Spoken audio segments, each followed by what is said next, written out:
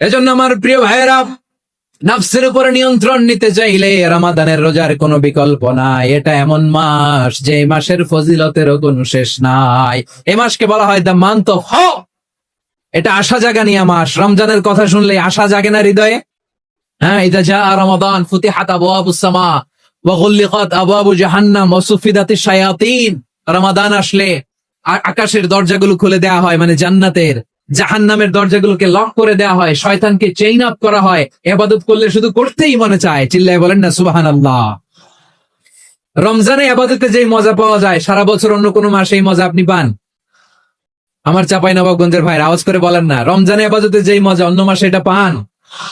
কারণ রমজানে ইবাদত করলে সওয়াবও বেশি, ইবাদতের একটা পরিবেশ থাকে, ঠিক কিনা বলেন? অন্য মাসে ইবাদত করলে এর সওয়াব পাওয়া যায় গাণিতিক হারে, রমজানে ইবাদত করলে সওয়াব বাড়তে থাকে জ্যামিতিক হারে। সুবহানাল্লাহ কইবেন না?